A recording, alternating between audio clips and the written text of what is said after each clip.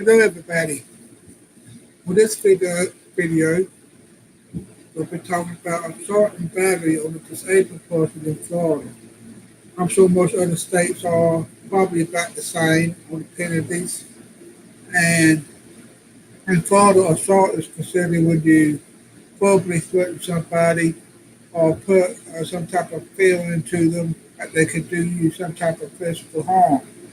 Battery is when they actually make contact with you by punching you, pushing you, or using some type of object that makes contact with you, either a stick or a bat, or even throwing something else that makes contact. That's a battery.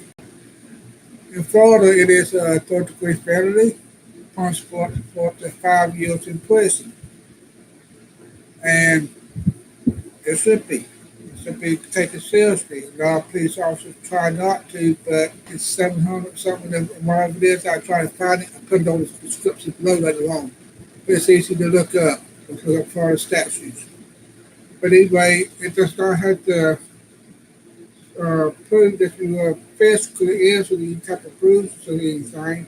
If somebody pushes you down, you get up and there's no physical proof, does not mean that the assault or battery did not occur. This is why I am in favor of the guy in Clearwater, Florida, that was arguing with one woman because she was parking in a handicapped parking spot, and another man come running up behind him and pushes him down. That's assault and battery. Anyway, he still hurt, trying to get up and pull his gun, and we turned around, he's already back up doing like this. But he did not see him back up. He saw a big man with his arms up, still up, standing over him, so he shot him. And to me, if any person assaults a battery a disabled person and gets shot back in the process, destroys it. Because the person really knows do that to a disabled person. Now, all people with disabilities are not visible. Just because you think the person is walking normal, whatever, he's not disabled. I have Parkinson's. I'm disabled. Some days I can walk good. Some days, and I don't even use the handicap parking spot because I feel like I can walk. I know that about somebody else is in worse shape than me that they can use it.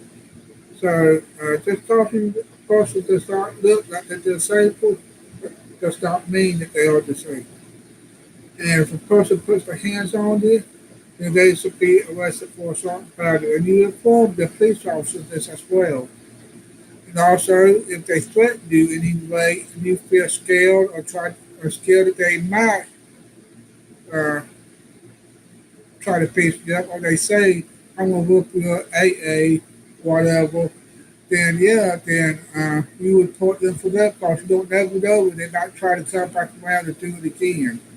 They'll simply say that in the first place. So, again, in Florida, it is considered a third-degree felony, and people that are disabled need to be aware of this.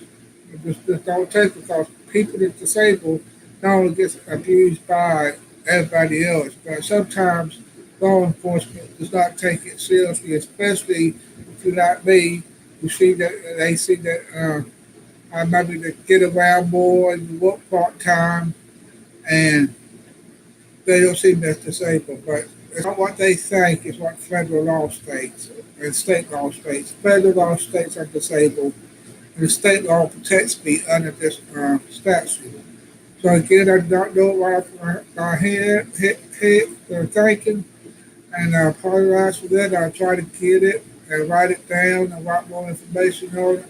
Again, I'm thinking it's in like 700 statute range, but I get it for you, write it down. If you have any comments or any bad experiences as a disabled person, share it, write it down, comment on it, like and subscribe. Again, sorry about my speech problem. I have a speech impairment and Parkinson's has made it worse. So again, thanks for watching.